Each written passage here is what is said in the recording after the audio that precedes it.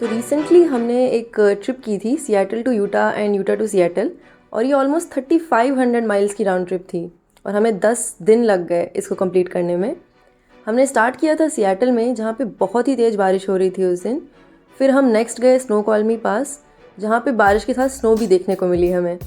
फिर हमने beautiful Yakima valley की लंबी रोड से होते हुए हॉर्स हेवन पहुँचने की कोशिश करी, जहाँ पे कोहरा ही कोहरा, लेकिन ड्राइव बहुत खूबसूरत थी।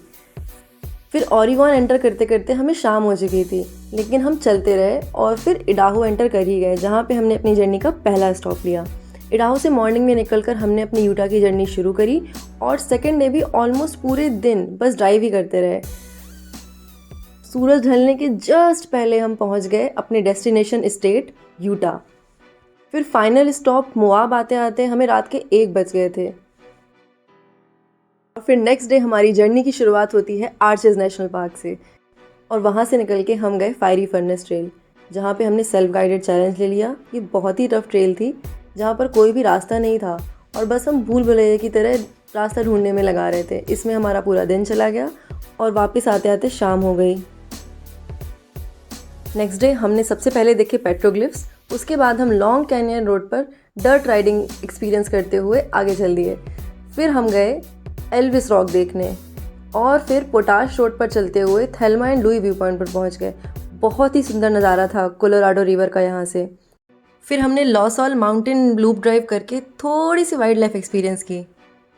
Next day early morning -13 degree के टेम्परेचर में ड्राइव करते हुए हम चल दिए मेसा आर्च देखने। वहाँ बहुत ही मैजेस्टिक सनराइज़ देखा। फिर वाइट रिम ट्रेल करके टॉप पॉइंट से कैनियन लैंड नेशनल पार्क का एक बड़ा व्यू भी देखा। उसके बाद हम एस्टेक बुट्टे और ग्रीनरीज वाली ट्रेल करने चले गए। फिर हम गए अप हेवल डोम, इसकी भी स्टोरी बहुत इंटरेस्टिंग है, आगे चल के बताएंगे। और उसके बाद हमने देखा शेफर ट्रेल व्यू पॉइंट से शेफर ट्रेल को, और उसको देखते ही मन में डिसाइड कर लिया कि ये ट्रेल भी करके जानी है।